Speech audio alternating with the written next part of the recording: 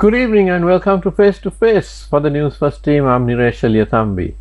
The Ceylon Moor Ladies Union will be celebrating a milestone shortly, its 90th anniversary, and I'm pleased to welcome to the studio this evening Faahima Markar, who is the president of the Ceylon Moor Ladies Union, and Shahama Raji, who is the chairperson of the 90th anniversary committee of the CMLU. Good evening and welcome to both of you. Good evening.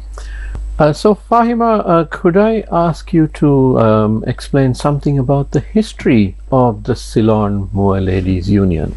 Yes. It was in 1935, the Sri Lanka Moor community, Muslim community, they were a very conservative set of ladies who lived in Perda and never moved with society. So the governor's wife, she had an event, Mrs. Stubbs, and invited two of these ladies to come for an event, a fair. So our founder, Mrs. Amina Mohideen, and her sister, Nafia Mohideen, went and met Mrs. Stubbs. She asked them about what the Muslim women, what are they doing, and about their education. Why is it that they don't integrate with others? I mean, they live a very backward and very conservative life. So when Mrs. Amina Mohideen came back home, she thought about this question and she was wondering why don't they form an organization. Then the governor's wife again called them home for a tea. So then Mrs. Amina Mohideen and her sister, they went and met the Mrs. Stubbs and then suggested that they consider her idea to form an organization. And with that, in 1936, they formed the Ceylon Muslim Ladies Union, which was subsequently changed to the Ceylon Moor Ladies Union.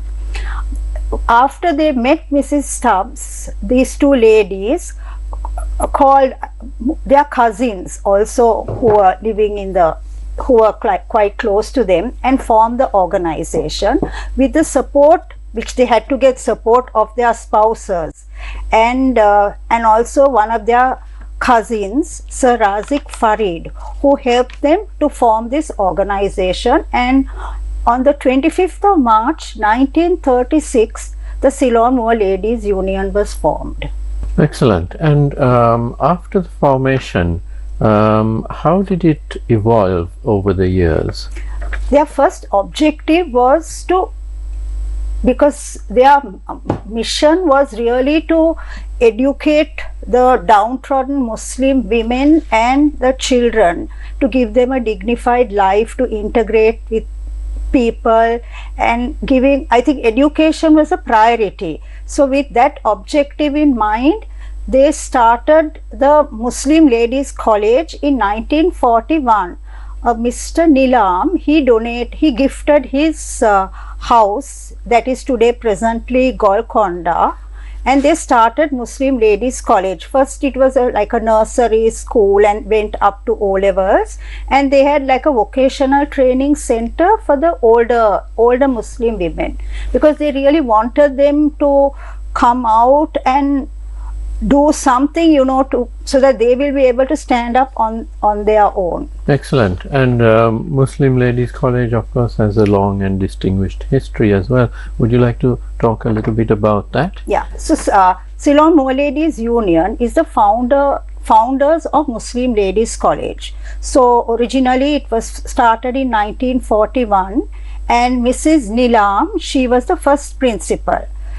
Then during the war, the school had to be closed because the army took over the property. This is World War II. Yeah, yes. Then in 1943, after the war, they were thinking of trying to locate a place, and they were having a meeting with the male advisors, when Sir Razik Farid, who wasn't there at that meeting, arrived and excused himself by saying, I got late because I had to go and solve a problem, and my land was given back to me after the war. So then Sir Muhammad Macan, he suggested these ladies are finding a property to put up to relocate Muslim Ladies College. So why don't you give your premises?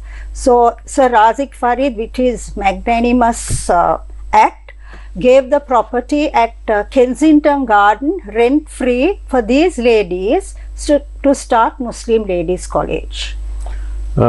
Very magnanimous gesture by Sir Razik Farid, indeed, a very well-known gentleman of the time, Yes, right. who served Sri Lanka for many decades. So let me bring Shahama in here to talk a little bit about the 90th anniversary of the union itself, which is a tremendous activity, and I'm sure the organizing of this, you would have got a lot of support from your committee and other members. Would you like to tell us what activities you will be having? So our committee is made of all volunteers who are ladies, some of them working, some of them are holding jobs, but they all are very generous with their time and efforts to help out. So we started off in March. On the 25th, we had a Founders Day, and where we invited some of our founders' grandchildren and children, as well as other committee members, and we had an inauguration of a plaque with all the presidents of the union. After which, now the next plan for us is, we are on the 18th of July, we are hoping to have our event at the Ramada, our 90th anniversary, which I believe is a big deal. And we are hoping to have the Prime Minister, inshallah, as our chief guest. So a lot of work behind the scenes, putting things together, but we have lots of help. Right, and what will this main event at the Ramada entail? So the main event is actually mostly for awareness. So for people to know that we have been here, that for 90 years we have been doing a lot of service. And so mainly our service for people to know that CMLU, that this is what we do. We have our home for girls, then we also do a lot of charitable projects, educational projects, and so that people have a bit of awareness about this. So that maybe with... So Shahama, you mentioned the home for girls, Yes. and that is one of the key activities of the organization. Would you like to tell us something about this home? When was it launched originally? So the Home for Girls was launched in 1978, and we started with just a few children initially, and the children are brought to us via the probation and the magistrate's court. And a lot of the children have actually suffered a lot from very abusive backgrounds, lot of mental trauma. Some are street children, so they are brought in, like varying from ages of 2 to up to 15, 16, and we have the children until 18.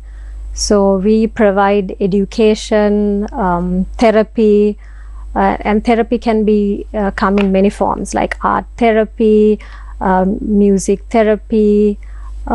So we try to look at a holistic way of making sure the child is looked after in a balanced way. So with the main focus on their mental state and education, so that when they leave our home, we want to have a child who is confident, able to fend for themselves and look after themselves, and also be a good citizen of this country, and a good citizen of the country, and somebody who can contribute. And where is this home located? So at the moment we are located at our CMLU headquarters, which is in Kirlapana, and we have at the moment we are having how many children? 25 children, and again starting from the age of 3 to 18 when they leave. So we again, as I mentioned, we provide education, tuition, whatever support the children need. Sometimes even they when like it comes to a stage where when they have to go home, they prefer to stay because this is home for them. So some of them, if they have a home like with a grandmother or whatever, they don't want to go home. They would prefer to stay with us. So we work in conjunction with the probation services under their guidelines issued, and we have different, in the sense, when school activities, the extracurricular activities, the children are always supervised. We have volunteers who also sometimes come and volunteer for art lessons for the children, then maybe sewing lessons, a little bit of gardening, because all that is therapy, and also play, a sort of therapy through play. So the children at the moment, our premises is a bit constrained, because we would ideally like for them to have more space. And also we at the age of 18, the children, according to probation, the children are now reached majority, so they have to leave. And so when they do have to leave, like, where do they go? Like, they have come from a very troubled place, and for them to have to go back to that same place, it's causing them a lot. It causes them a lot of insecurity. So I can imagine. Yes. Yeah. So it's actually, that in itself is also a bit of a trauma for them, to have all this secure home where they have lived and grown up and everything is familiar, and suddenly it's like they're being let go into the big wide world without any safety net whatsoever. So that's when we realized we have two issues, so to speak, that we need to sort out. One is we need a place for the children which is bigger, where we can accommodate therapy rooms, in the sense where they can have therapists coming so that they can speak all their trauma and things, to handle that. And then like art rooms, computer rooms, because we are living in a new age where we need to have all these, like, we have to make sure our children go out into the world equipped with all modern, everything that other children Absolutely. have. So we are grateful at the moment. We have a wonderful matron, Salma Niza, who is actually a product of our home.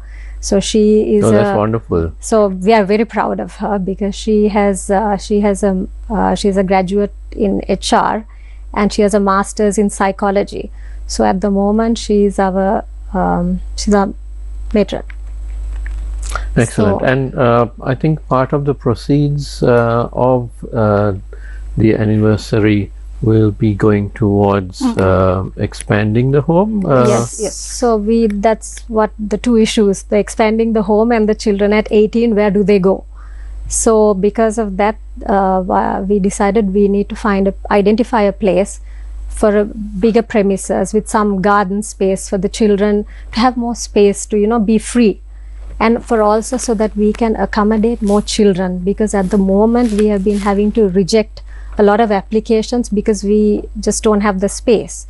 And our second issue was, like, at 18 we were thinking, if we have a new space, then our existing premises we can use for the older children, like as a hostel, then as a vocational training center, somewhere where they feel safe. It's home for them, because we also provide, we help them to find jobs. So when they go out to work, at least they can come home, and this is home for them. So ideally to have the old place as a vocational training center, and a new place for our new home, so where we can accommodate more children. So we face these problems when the children are 18 years, under the probation guidelines, they have to go back to their homes. Right. I think recently the president announced that policy is going to be reviewed. Yes. Yeah. So sometimes the child, even when they have a parent, a mother, and they go back, that they are introduced into other kind of vices, and sometimes we feel all our work with the children has failed, And 18 is still a very young age. Very young age. It has failed, and then sometimes we even get desperate calls from these children, even in the middle of the night when they are abused. So then we take them and try to find shelter for these children. Then there are other children who go to their guardians, but even that is not safe. So we realize that this is also a priority when they move out at 18 years. Where do they go? So we want to have like a transit shelter for these children till they are able to stand up on their feet. So this is something we are really looking into. We are seriously looking at. Well, that's a fabulous project indeed, because society today is not the safest place for a youngster, and 18 years is still quite young. So certainly they need a lot more support. Just because they turn 18 and they can now vote doesn't mean that they can stand on their own 2 feet for some time. Excellent indeed. Now, Shahama, tell us a little bit more about the anniversary itself. Who's going to be, you said the Prime Minister has been invited as the chief guest. Yes. And hopefully she will be there, although she's a very busy person. Yes, despite her very busy schedule, she has very graciously accepted to be our chief guest. And I think this is something very close to her heart, children and education. So I believe that has made her graciously accept our invitation. And we are also hoping to have our Minister of Women and Social Services, and Minister of Women and Child and Women Affairs, as well as we are hoping to have the Governor of the Western Province, our Deputy Speaker, and so a few dignitaries, the Mayor.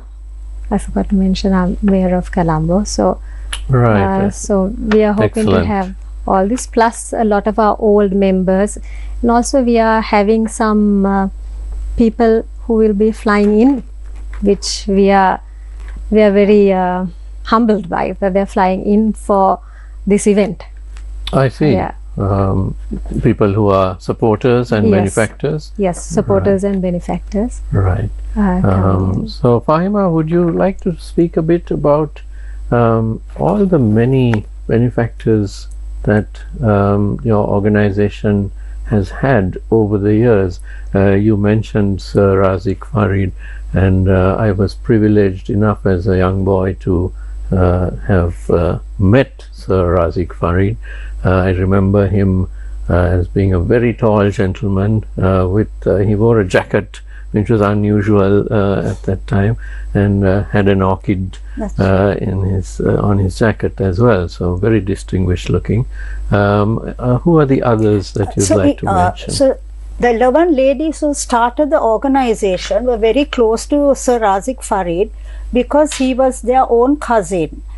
So even during when the school first started at in his premises, the manageress was quite free because Sir Razik Farid used to come and have his usual walks and chats with the ladies and even with the principal. He was quite a friendly person and saw to the progress of the school, that which was very important. And even his sister was one of our long-standing presidents. I think for about 20 years, she was the president of the Ceylon Moor Ladies Union. So during that period, lot of the union CMLU activities were held at Muslim Ladies College until 1960, once the government took over the school. Till then, most of the union activities were held at Kensington Place, where the present premises is. After that, only the ladies thought we needed to have a headquarters, and they were looking around for a place and collected money, and that's how we bought the premises at Balapokona in Kirilapona. I see. And presently, we are proud to say in our executive committee, Sir Razik Farid's great-great-granddaughter is a very active member. So the family is certainly still very Yes, active. yes. In the committee, there are like not actually two. I am a third generation. Even my grandmother was one of the founder members, so I'm a third generation member in the committee.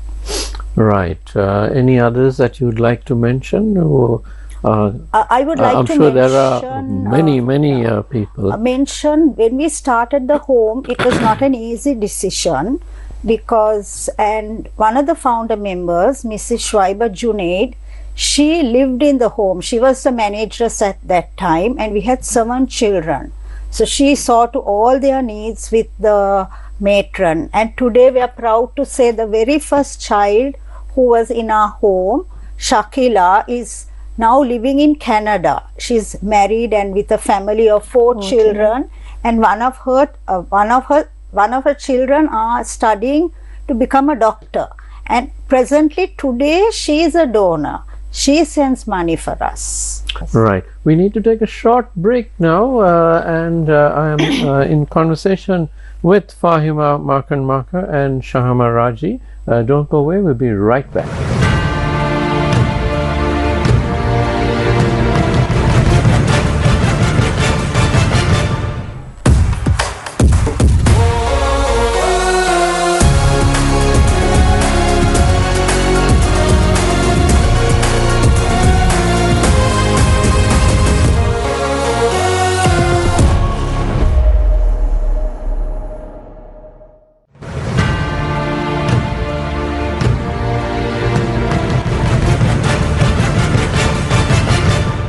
Welcome back to Face to Face. I am in conversation with Faahima Markar, President of the Ceylon Moor Ladies Union, which is celebrating 90 years, and Shahama Raji, who is the chairperson of the 90th anniversary committee of the CMLU. Faahima, now we spoke a lot about the home that your organization has been running for decades now, but it must be difficult to secure funding on a regular basis to operate this home. And I mean, you have at any given time about 25 young girls there. How do you manage to find the funds to support this home? Yes, first of all, I think I should thank all our donors for coming, for supporting us. Every year during the month of Ramadan, we have a flyer which we send to our donors, and during that month we collect zakat. And out of the zakat money we manage throughout the year for all the facilities that we need for our children. Other than the zakat, we also have a sadaqah fund. Sadaqah fund is for other activities like for maintenance of the home. Then even if we have other projects, we take it out of that.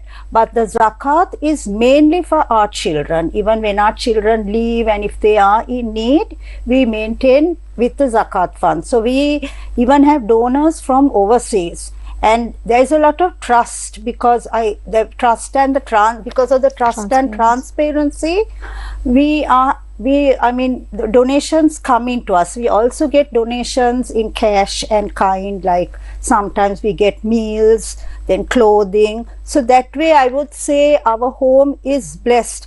But today with cost of living and everything going, sometimes we find it difficult, but we try to maintain and manage. Right. And Shahama, so your anniversary committee, it's been hard at work, but the end objective is to create awareness about the activities of the union, and also in particular the home, isn't it?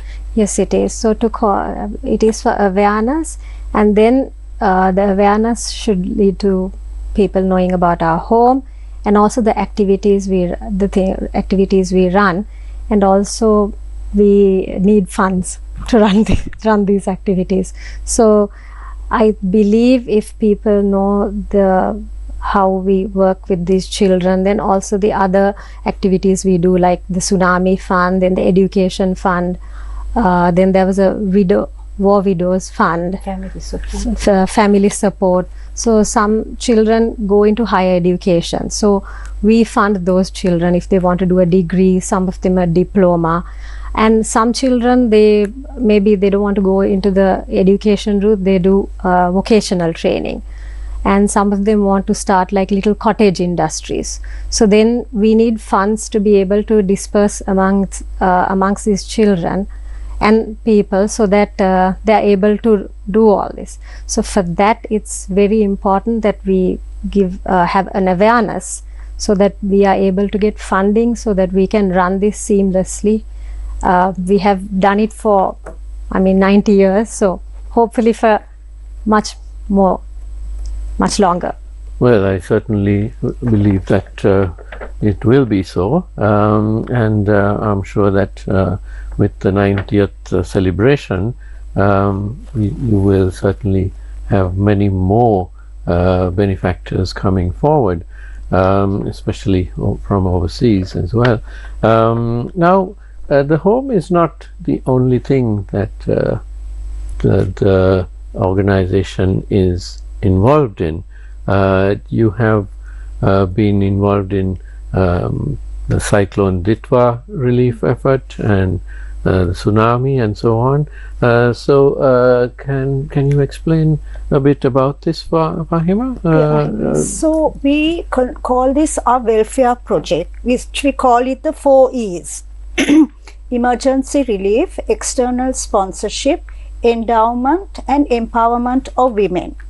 From the inception of the home, our founders, they reached out not only to our community, even to all other communities. Now, when there is a national crisis, they've collected funds and supported, like when there were, I think in Batiklo, there were floods, then cyclones, they always supported others. So we continued this trend, and one of the projects that I was really involved was in the tsunami in 2004, where we went to Ampara, Galle, immediately, and the immediate relief was distributed to everybody, everyone.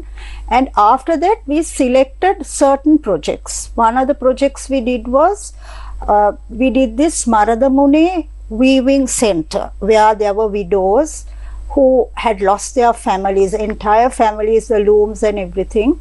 And with foreign funding, we reawakened a village of widows. Now that was not easy. The CMLU team, I was part of the team. We had to convince these widows, that you can't just stay at home. You have to do a job. And we helped them while they had to take care of other orphans.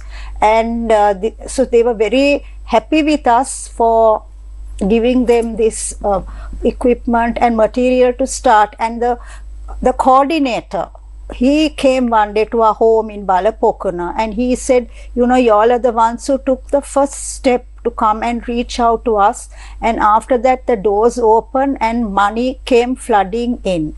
So that was one of the projects we did for tsunami. Maradamune is in the Batiklo district, I believe. Yes, Maradamune. Been there during the war period. Yes.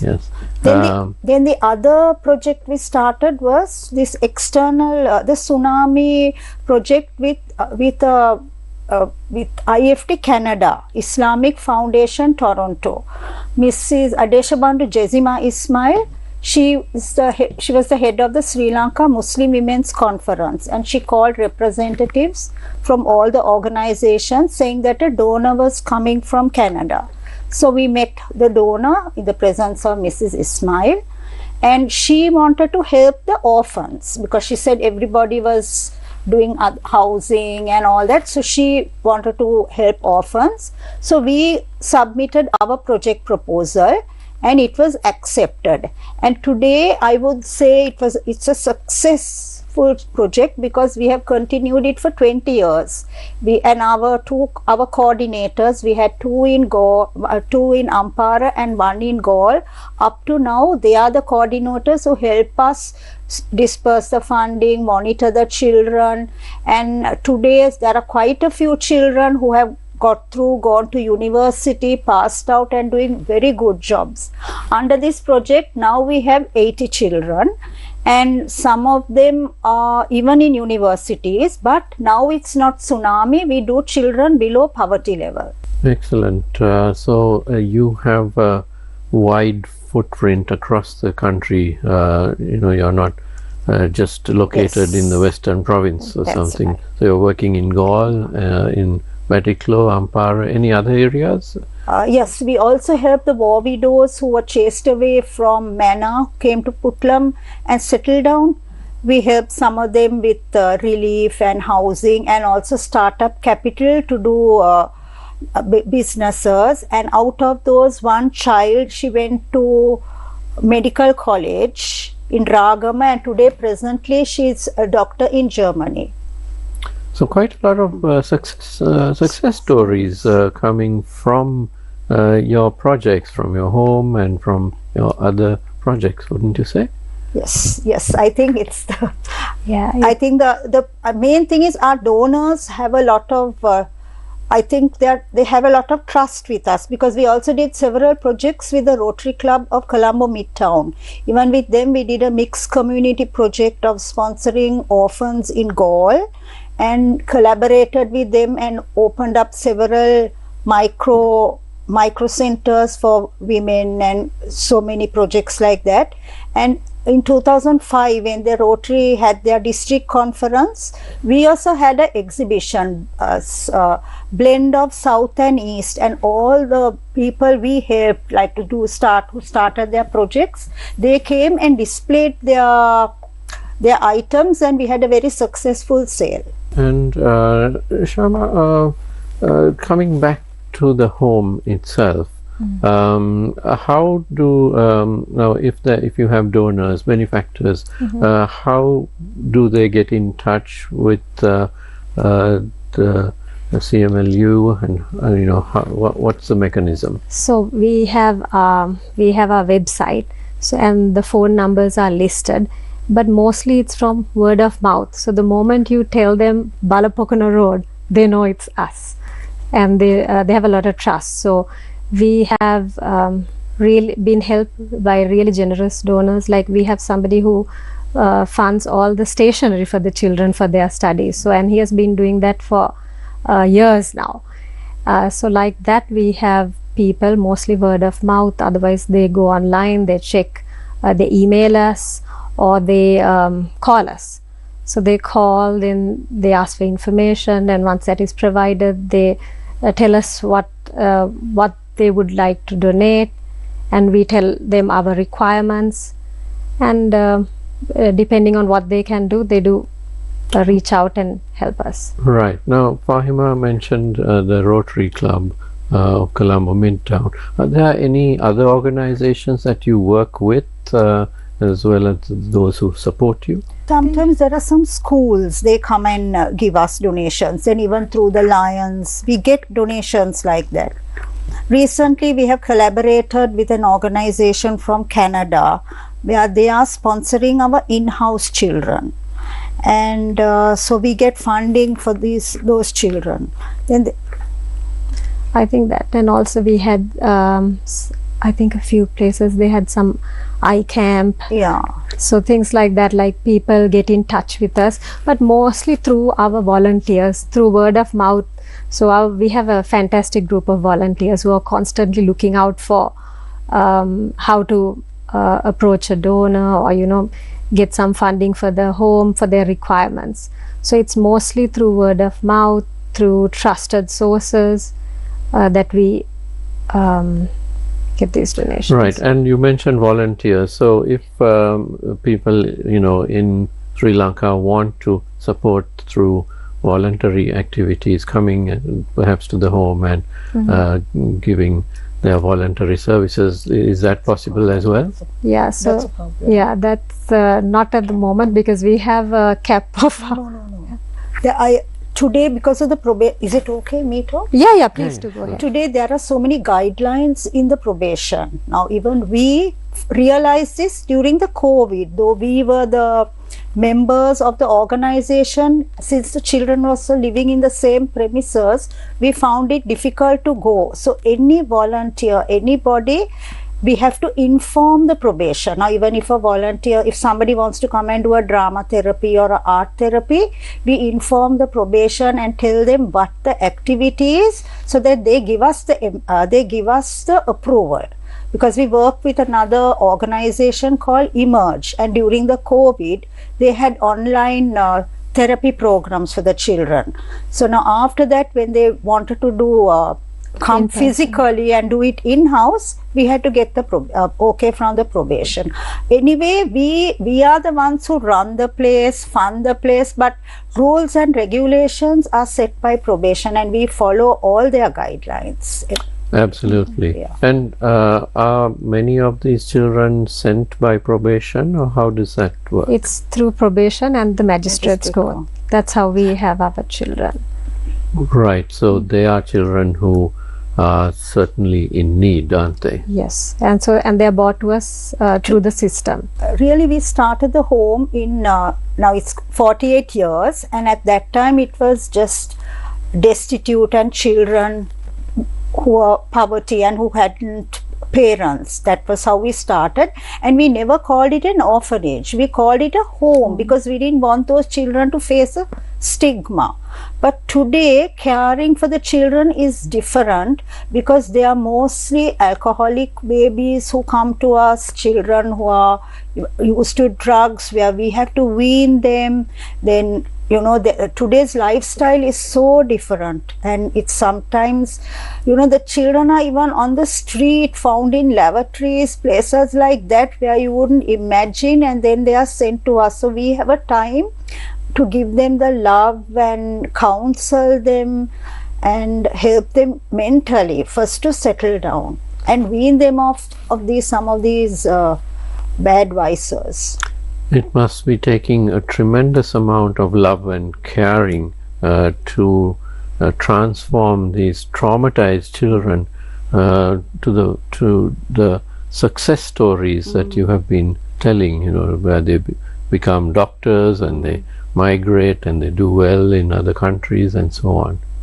So it's a lot of work, but it is the most rewarding work. That's right. Because when you see how the state the child comes in, and how with care that you can transform this child's life, and when they leave, and like our success stories, when they go and do degrees, become doctors, migrate, so that is the biggest reward for us, to see them doing well and for them to be successful. That we cannot describe.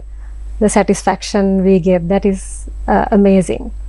And that's a satisfaction, I believe, that any donor or benefactor would also share. That's right. Yes, because definitely they share the work that we do, because without them we could not be able to do any of this.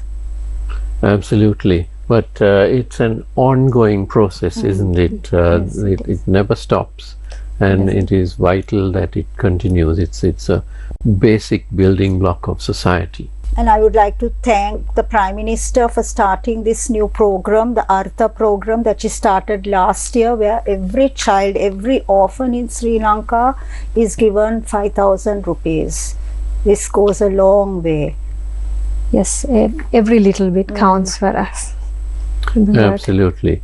Well, we are almost out of time, so can I ask both of you to give a message to our viewers who are watching from all around the world, both on television and digitally? What is the message that you would like to give?